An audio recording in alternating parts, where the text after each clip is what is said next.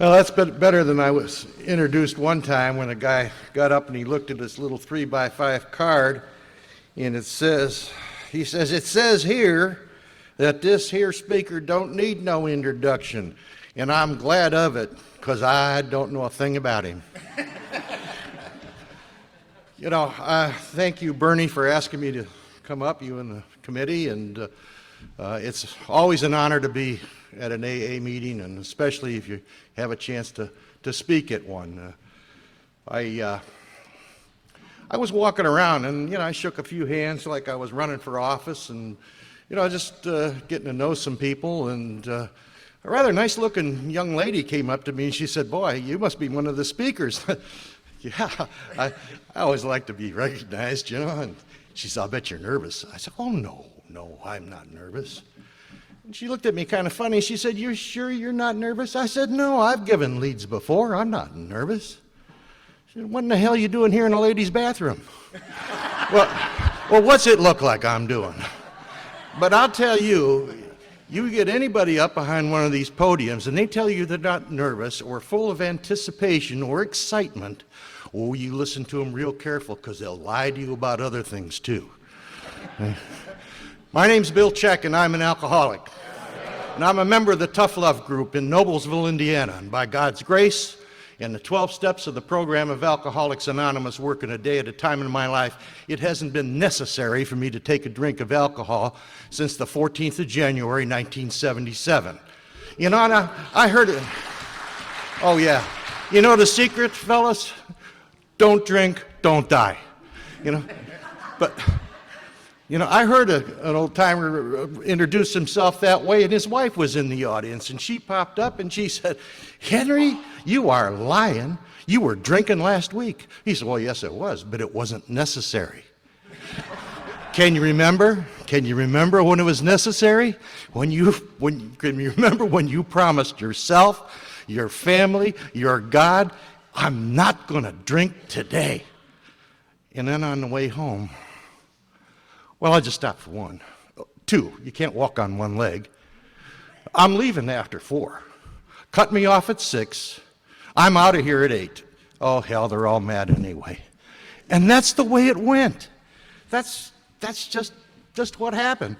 I don't know that I was born an alcoholic, and I heard the fellow say that, but he said when I took a drink, an alcoholic was born. Because at 14 years old, I went to a wedding and I hung out at the bar and I caged drinks from the Outlaws and the Outlaws, and I did all the right things that night because I got drunk, I got sick, and I got caught, and I got in trouble. And if I don't say anything about drinking for the next 25 years, that's what happened. Oh, not every time I drank did I get in trouble, but every time I was in trouble. Trouble at home, trouble with the law, trouble on the job, just trouble with me. It was a direct result of my use of the liquid drug alcohol, and that's my drug of choice. Now, I am a pig. I heard a guy say, "I'd take a dog turd and put it in my ear and light it if I thought I could get high from it." And that fits me, see? That fits me real good. But I was addicted to soft lights and sad music. That's what it was. Boy, you put the old possum on the jukebox, and I'd sit there and I'd cry, and it just, that's what I did. See, now I'm real anonymous. My name tag fell off. But I did all the right things that night, and I found out I could dance. Oh, well, you may not call it dancing, but I could get out there and do the old Caucasian, and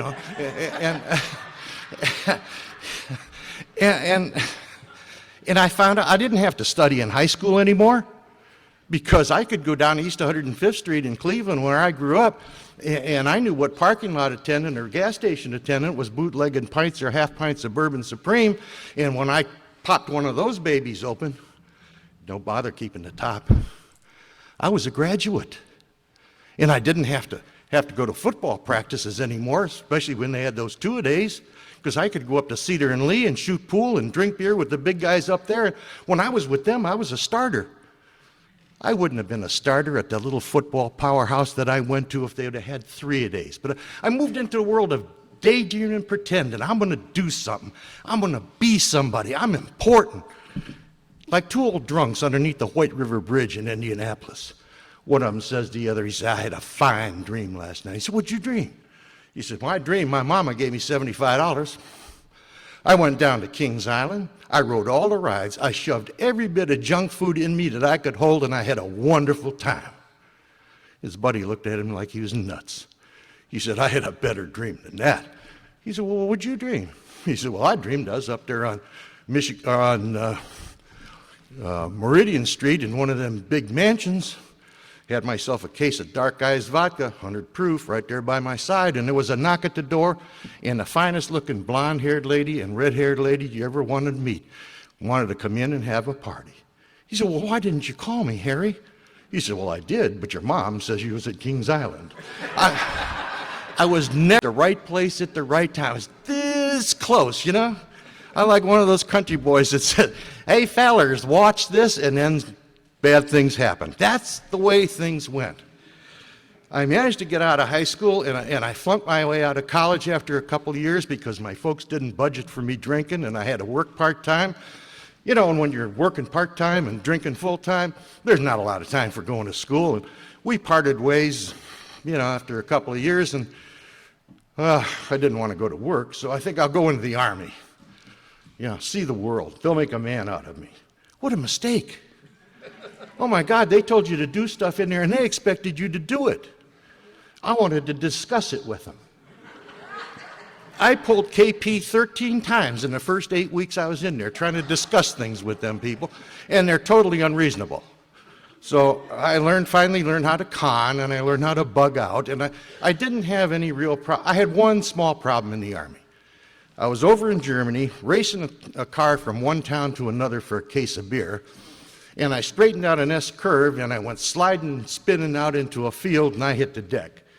But not being any too bright, I picked up my head to see where I was going, and I hit a tree. I bent that car in two. I mean, the car was facing north, the headlights were looking east, the motor was hissing, I could smell the gas, and I got scared, and I crawled up on the seat to get out of there, and my leg felt funny, and I grabbed down, and I pushed the end of the bone that was sticking out. I pushed that thing back in, and I had the same thought at that time that I had later on in life,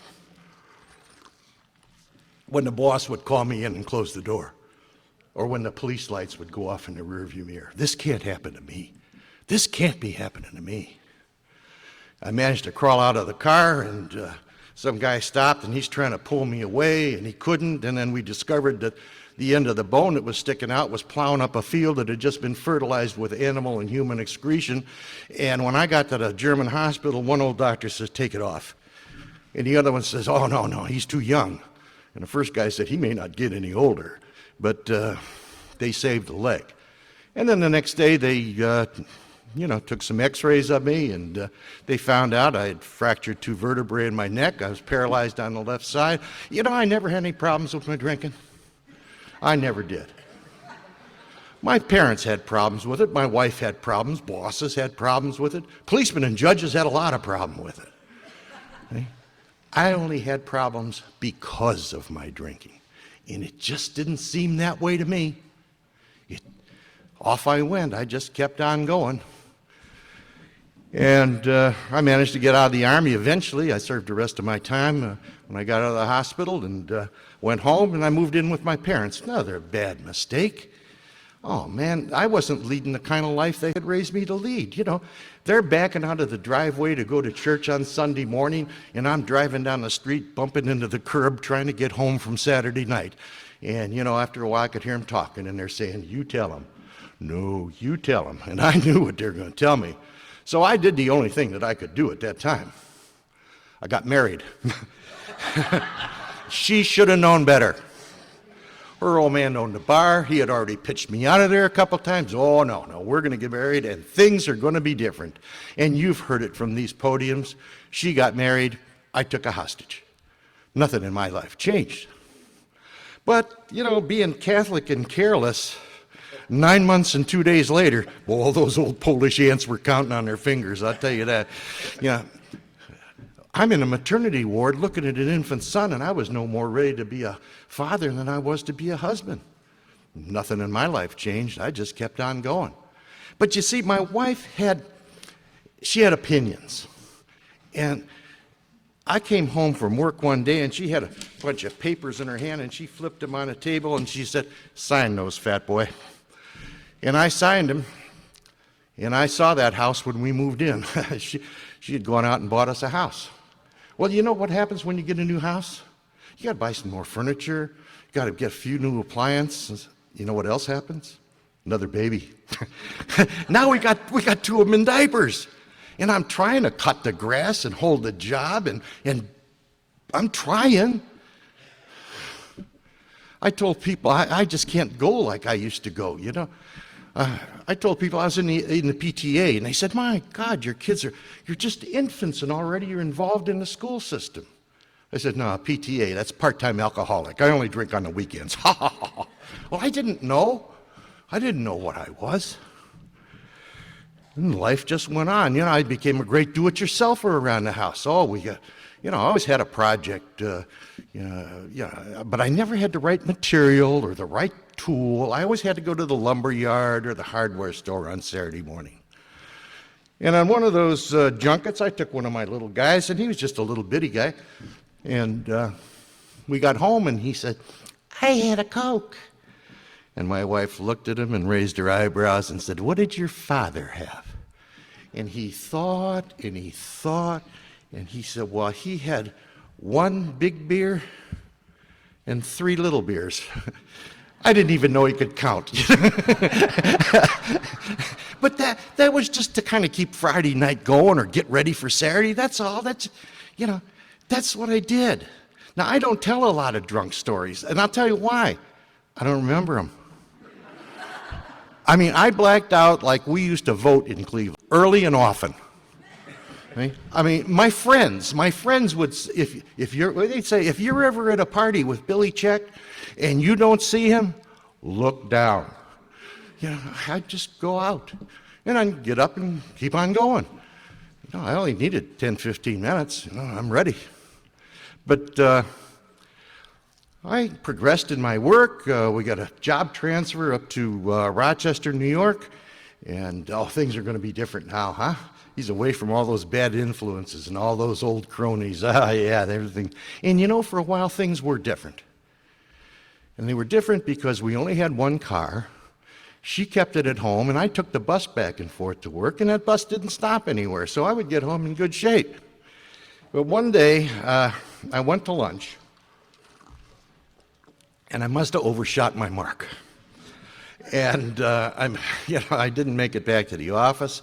I missed the last bus home, and I made a phone call. I called home. I made a $2 phone call when phone calls were only a dime. See, you take all your change out of the pocket and you put it on a little ledge, and then you stand back and you try to get something in the slot. And if it falls down, forget it. You know, if you bend over, you'll never get back up. So finally, I got something in the slot, and she agreed to come down. Now, she came downtown, and I'm in front of the Midtown Center. It's bright, sunny evening, and there's people all over, and she pulls up and says, "Get in the car." And I can't. You see, I'm hanging on to this utility pole, and I can't let it go. And so she's got to get out and come around and get me in the car, and then somebody helped her get me in, I think, and then we went home. And on the way, I said, "You know, geez, I don't want the kids to see me like this. Don't let the kids see me like this." These, of course, are the same kids that sometimes had to crawl into the bathroom through the linen closet because Daddy was sleeping on the bathroom floor. They'd seen me drunk before, but she humored me, and we got home, and she took me up the front stairs, upstairs into the bedroom, and I snapped that TV on the way by. I'm going to watch the All-Star game. And she went downstairs, and she's doing something with the kids, and there was a big crash from upstairs, and she came running up to see what happened, and I announced that I had decided to watch the All-Star game from the floor. I had fallen out of bed, but that's the way I drank. I walked in, and I said, "Fill it up." And I didn't care what you filled it up with, preferably what you were buying, but I didn't care. I drank for the effect. Things happened. I kept progressing. I got a better job, and we went back to Cleveland. More money, more responsibility, and the only problem was the beginning of the end. This was I was no longer in the PTA. I was drinking every day, and I was drunk most days, and I didn't know why. I was coaching football at CYO football at the local parish. Now, don't get the idea I'm a big churchgoer or anything like that. I mean, I went. I went because it looked good. I went because it was good for the kids. And I went because it kept my wife's mouth shut. And I would stand in a bucket of manure up to my armpits for an hour a week if I just didn't have to listen to the sermon. And so that's what I did. Not the manure, the church. But anyway, this guy says, we're having a men's retreat here, and all the coaching staff is going. And, oh, geez, I didn't want to be different. So I said, yeah, I'll go. Besides, it was August, and the thing wasn't until November, and I figured he'd forget about it by that time. Well, November rolled around, and I ended up at this thing. And in hindsight, it was kind of like a 2-day AA meeting because men of the parish shared life experiences, and I really got a lot out of it. I enjoyed it. Besides, they had pizza and beer one night. But during the course of that weekend, I had a chance to do some meditation on the Ten Commandments. Now, I hadn't done that for a long time. And then later on, I sat down with a priest in the form of a confession. I hadn't done that in a real long time. But I walked into this classroom. There was this kid sitting there. He looked like he was about 18 years old. He had one of them funny collars. I said, hey, I just went through the 10 Commandments. I scored 8 out of 10. He said, which did you miss? I said, hey, I didn't kill nobody. And I didn't melt down the old lady's junk jewelry into a golden calf and dance around it in the backyard. And, and he laughed, and we laughed, and he asked me a lot of questions, and I told him a lot of lies, and and he kept catching me, and I can remember having my hand on that doorknob a couple times and him pulling me back in. But the upshot of it was I had scored 9 out of 10. I hadn't killed nobody. But where I was worshiping wasn't church. Could have fooled anybody. It had a tabernacle and an altar rail and funny colored lights. And it was a bar, not a church. He said, pal, you got 3 choices. I said, what's that? He says, you can learn how to drink like a normal human being. You can call AA, or you can get yourself a blanket and an overcoat, because where you're headed, you're going to need it. He didn't know who the hell he was talking to. I'm the claims manager of a property and casualty insurance company in Cleveland. Good job. I don't need no blanket and overcoat. And I don't need any AA neither, whatever it is, because I didn't know what it was. Well, I can remember not long after that. Well, let me just continue with that. Monday morning, I'm going to work, and I open up the garage door, and it's November in Cleveland, and the clouds are rolling, but there's some sunbeams shining through them. And I stepped out, and it just felt like those sunbeams were all hitting me, and I said, God, I'm ready, do it to me. And he didn't. And by Wednesday, I was drunk again, and I didn't know why. I can remember later on that month, and we were having a little discussion about my drinking. And I can remember pounding on the table and saying, all right, I may slow down. I will never stop. The last time I drank wasn't any different than the first. And I did all the same right things. And my car was in a snowdrift in the East Shore Way, and I'm supposed to be going west, and 3 or 4 people stopped to try to push me out, and all of a sudden the police lights go off in the back, back of the pack, and everybody scatters, and I just hop into somebody's car. I'm not, along the way I picked up 4 DUIs, none of them which were my fault. Should be out catching real criminals, for crying out loud. And I'm on double figures on wrecked cars, and they weren't my fault either. If those people wouldn't have stopped, I wouldn't have hit them. When you can reason stuff like that, you can reason anything. And I could justify anything. But anyway, I hopped in this guy's car, and he said, "Where you want to go?" I said, "Whatever bar's close to where you're going, I don't care." And he dropped me off, and to this day, I couldn't tell you where it is, but it's someplace on the west side of Cleveland. And I walked in and, checked the place out. Yeah, she's all right. This guy looks all right. This guy over here, loser. Drunk or sober, yeah, you can spot a loser. I'm going to keep my eye on him. I don't want him sneaking up behind me and grabbing my change, And so I don't know how long I was there, an hour, maybe more, doing what we do, solving the world's problems with my newest best friends.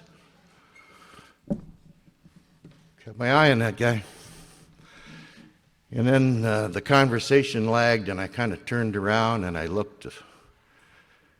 And that loser that I was looking at was my own reflection in the back bar mirror. And I didn't want to be like that.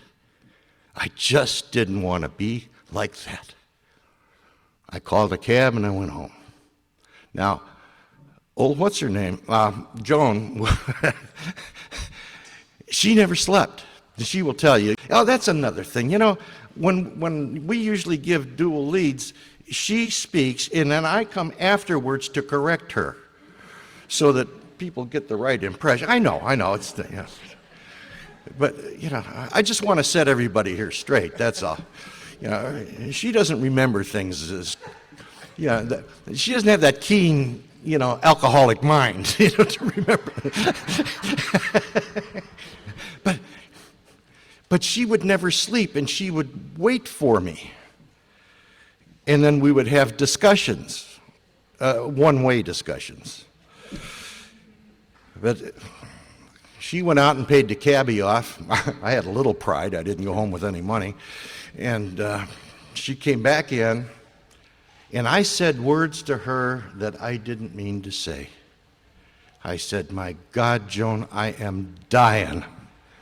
I need some help." And she got out the yellow pages and she flipped through them, and she stopped at AC for alcohol instead of AT for attorney because she was starting to think about it. And she called the central office. She dialed the phone and handed me the phone, and I don't know, I just babbled and cried. And they said, "It'll be okay. Try to get some sleep. Somebody will be out to see you in the morning." And I went to bed, and the next morning I woke up, and, that was before cell phones, so I think what woke me up was the phone ringing in the next room or downstairs. And I woke up with that sick feeling in my stomach, like, oh my God, what did I do last night? And before I could try to undo anything, Joan was on the phone giving some Nimrod directions to our house, and he's coming out to make a 12-step call, whatever that was either. I don't know. But anyway, I'm up in the bedroom. No, I'm not coming out. He wants to see me. He can come up here. Well, it didn't stop him one bit. She gave him a folding chair, and he come plopping up, and I'm in there, and I'm, dressed in my skivvies and wrapped in a blanket and shaking like a dog passing razor blades, and it didn't seem to bother this guy at all. He sat down, and he made his 12-step call, and he told me his story, but I thought he was talking about me. And I didn't know how he could know all this stuff. He wasn't downstairs but a minute. Until he got to the point about being divorced 2 times, and I knew I would have remembered that. Anyway, he said, "How about we'll go to a meeting tonight?" I had gone anywhere. And what I really wanted him to do was help me get that car out of the snowdrift. And he seemed to think I was a real big boy, and I had got it in there by myself, and I could darn well get it out of there by myself. But that night he came back, and he took me to a meeting. And I went in there, and some guy said, "We don't drink." And I gave them the Polish salute. That's why we have these flat foreheads. I said, "My God, what do you do? What do you do with your time?" Well, I had never thought about not drinking. Yeah. He said, "You stick around. You'll find out. You'll find stuff to do." All right, I stuck around. And George took me to a lot of meetings. But you see, I got lucky. George was third mate on an ore boat. He was only in town from the end of November through the end of February when the lakes were froze. So February rolled around and he shipped out, and I kind of moved to the fringes of AA. You know, looking the crowd over and see who is he-ing and she-ing and who ought not to be, who was taking some of that non-prescription medication that they shouldn't be taking. I got real good at taking inventory. Yours, not mine. See, I have a hard time facing facts, see? Facing the truth. I don't know if I couldn't drink on the truth. I didn't know that at the time. But I couldn't drink on the truth. I couldn't go into a liquor store and say, hey, give me a bottle of that stuff that makes my wife cry at 3 o'clock in the morning. Give me a bottle of that stuff that makes my kids run and hide from me. Give me a bottle of that stuff that sends me to jail and causes me to lose jobs. And oh, yeah, and some of that stuff that takes away my self-respect. I want some of that, too. Now, that's the truth. But I couldn't drink on that. I want a bottle of that stuff that makes me feel good and solves my problems. And that's a lie, and that's what I drank on. Yeah. I hung around this program for 3.5 years doing all the stuff that I'm supposed to do. I chaired meetings, I was secretary of the group, I gave leads, I sponsored people, and did all the stuff. And at the end of 3.5 years, I was as miserable as the first day I walked into AA, and I didn't know why. I hadn't done nothing. I walked into the Berea men's group, and there was an old guy there. He had 12-stepped me 10 years before I got to this program, and because he was a claim adjuster like I was, and he was handling one of my accidents. And he told me his story. And I walked in there and he said, how you doing, Billy? And I gave him the stock answer. I'm fine. You know, that's what we are. Everybody knows the definition of fine. I'm fine. But that day, I got honest. I said, Ralph, working for me. It's just not working. I see guys coming in here not nearly as smart as I am. And they're getting their families back and their jobs back, and they're laughing and they're feeling good and they're happy, and I'm miserable. He said, what step are you working? Oh, none. Who's your sponsor? Oh, he died. And anybody as hip, slick, and cool as I am really didn't need a sponsor anyway. And he gave me some good advice. He said, Billy, you go get yourself a sponsor. You take these steps and you begin to work them and try to put them into your life on a daily basis as best you can, or have the common decency to go get drunk and quit wasting our time. Good advice. I'd seen the test pilots in 3.5 years. Tough men. The lucky ones came back through the door. Their rear ends were dragging a furrow in the concrete. What hadn't happened the first time happened the second, and they didn't want no more. I found the kindest, gentlest, nicest man that you'd ever want to meet. 12, 14 years sober. I asked him to be my sponsor. He turned on me. He said, what step are you working? None. He sent me down to the Angle Group. Now, the Angle Group's right on the edge of the Cuyahoga River Valley. And they have a 7:30 meeting and a 9 o'clock meeting. And in that 9 o'clock meeting, they have tables the length of the gymnasium, and they bring out trays of donuts. And because the people, a lot of the people that come there are from the streets, and they're shoving them donuts in them overcoat pockets. And I had to go to both meetings. And they had a crazy man in charge of the 7:30 meeting. It was step 1 this week, step 2 next week, step 3 the week after that, 1, 2, 3, just like dancing. And I'm not going to go into this guy's background. He was a huge man, and he was very violent. And in his charity, he allowed me to stay in that meeting for about 6 weeks, debating these steps with him, these 3 steps. And then one day, he grabbed me by my front of my shirt and tie and my belt buckle, and he put me up against the wall, and in words that I can't use from the podium and probably shouldn't use at all anyway, he explained to me what he was going to do if I didn't quit screwing up his meeting. And then just to prove a point, he just picked me up and threw me through a set of double doors and says, "You get the hell out of here." Now I'm thrown out of AA. But my sponsor says I got to go to that meeting. And I'm standing there, and there's a neon light down the street. You know, I could go down there and get myself a long neck and a couple double headers. And then I'll just come back up here and go down in that basement and trade this three-piece for one of them old Army overcoats that one of those guys are wearing. Because there's no difference between me and them.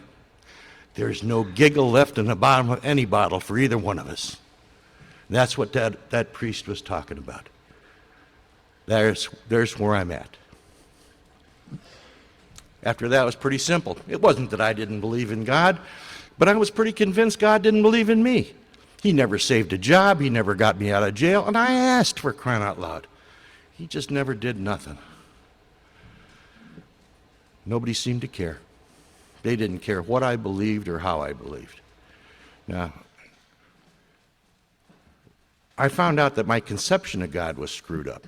See, my conception of God, the way I would picture God, was this huge mural that was painted on the front of the altar of the church, and it was this huge individual with long flowing robes and hair and a sword in one hand and a lightning bolt in the other, going to zap me into hell when the time came. And then you people said, turn your will and your life over to the care of that. Hardly likely. I got a different conception of God. My God became a kindly older gentleman. He wore a baseball cap, a warm-up jacket, tennis shoes, smoked a cigar, and liked a good joke. If you ever seen the movie Oh God, he looked a lot like George Burns. But you see, that movie told me it was all up to me. It was all up to me. Yeah, I'll help you, Billy, but it's all up to you. After that, it was okay. I wrote down stuff on that fourth step that my attorney told me never to put down on paper. And I put down the stuff that was eating my lunch. And you know what it was? About a page and a half. I wasn't that important. The fact that I looked up little Susie's dress in the fifth grade did not belong on my fourth step. If I was still doing it, maybe it did. But, I cut to the chase. This is what's killing me. This is the stuff that I'm drinking at. It was pretty easy to pick out my character defects.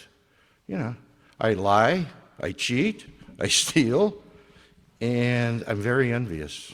Oh yeah, he's got a new suit and I don't. Whatever. That was the crux of all my problems. And in my fears, I was afraid of everything. So I wrote them down. And then the sex conduct, that was disappointingly short.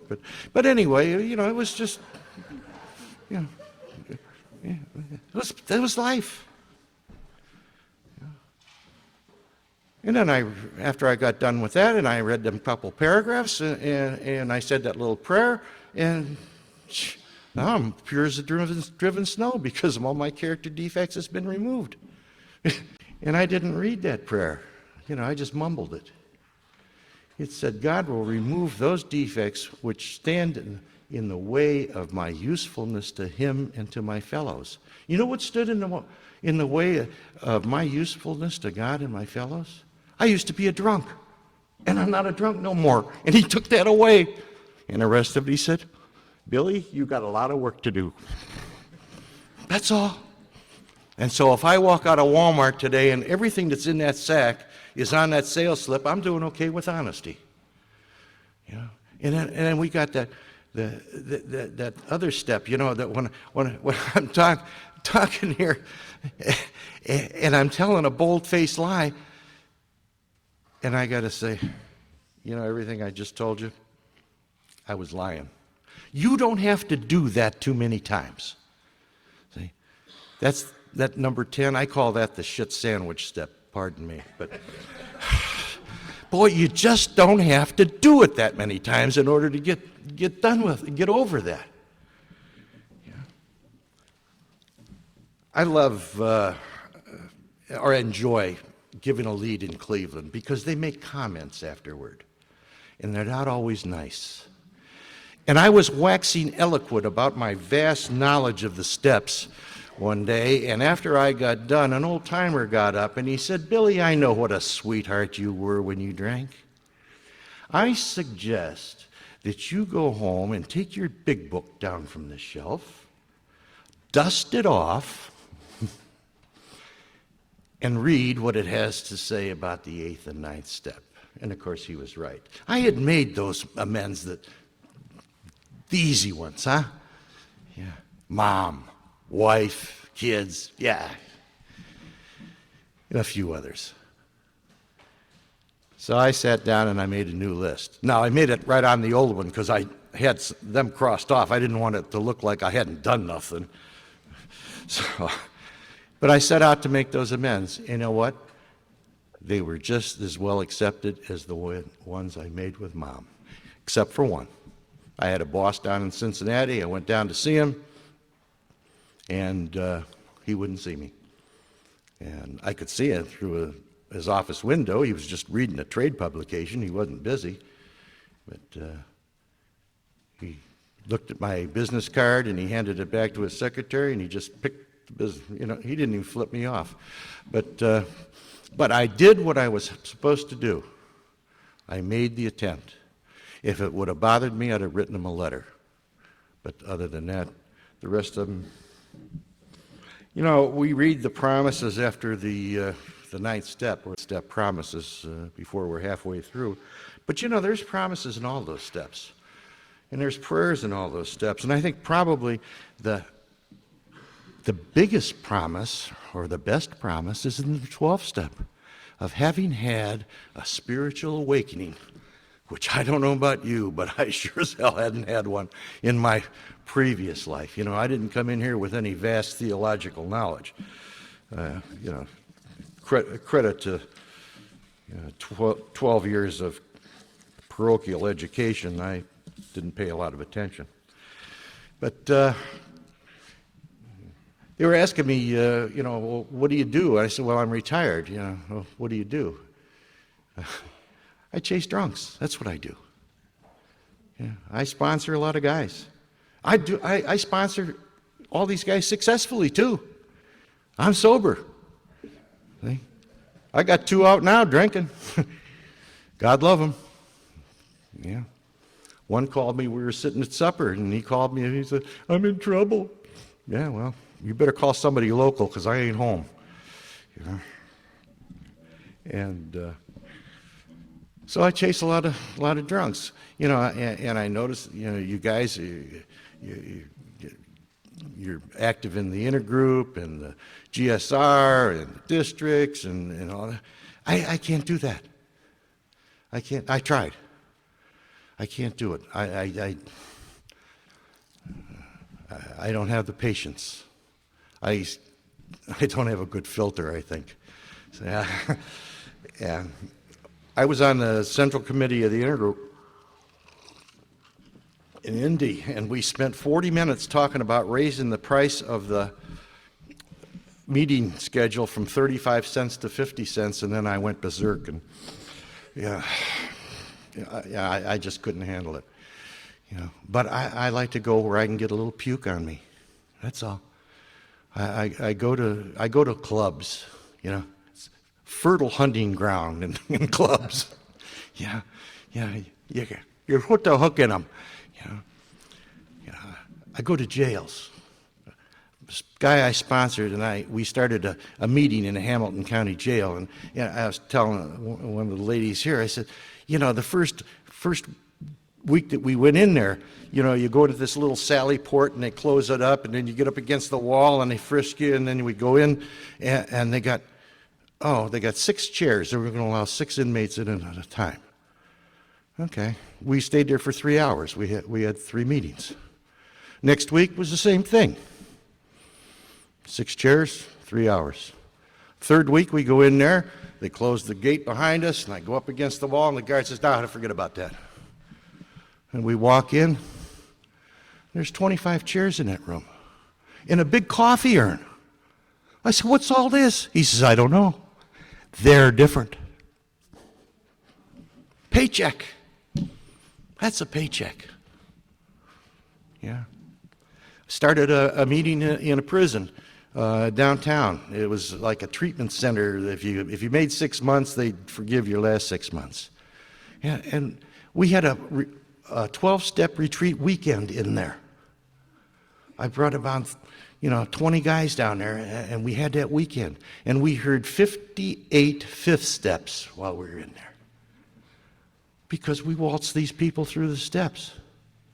You don't have to make love to these steps. Nuts going to meetings sometimes. I call them Ann Landers meetings. I'm having problems with relationships. Well, write them down. Talk to your sponsor. I tried AA. It didn't work. Well, what steps did you work? Well, no, none. I went to meetings. Who was your sponsor? Well, some old guy, but he never called me. What was your home group? What's that? Sonny, you didn't try AA. You went to some meetings and sucked up my air.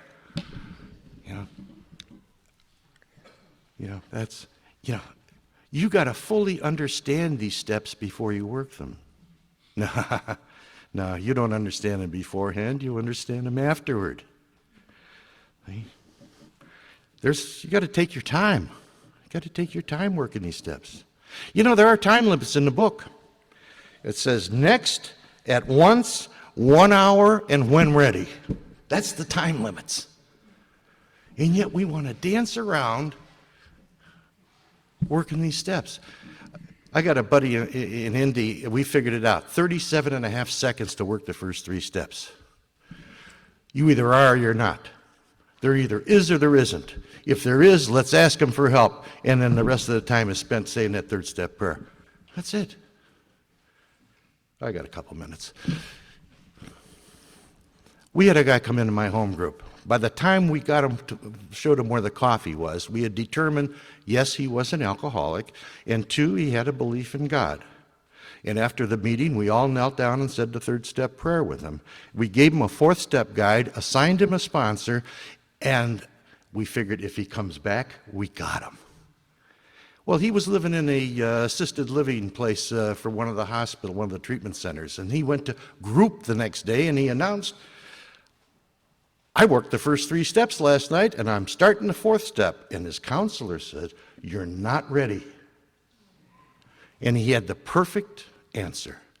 He said, I've been married and divorced 3 times. I've been in jail in 7 counties in this state, and I have lost every job that I've ever had.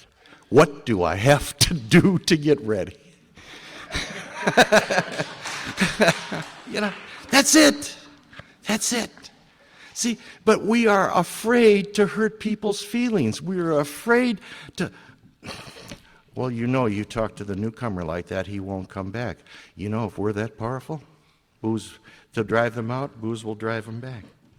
Because we don't suffer. If alcohol was our problem, that would have been simple. We'd just not drink. Alcohol was our solution. It was my solution. It made me bigger and stronger and smarter. My problem was the ism, the alcoholism. And when I quit drinking, the ism just moved to a different arena. Now, my wife has a more colorful way to say it in private conversation. But she says, if you marry a drunken chicken thief and he sobers up, he's still a chicken thief. And that's what I try to do every day, is become less of a chicken thief. Just quit stealing chickens.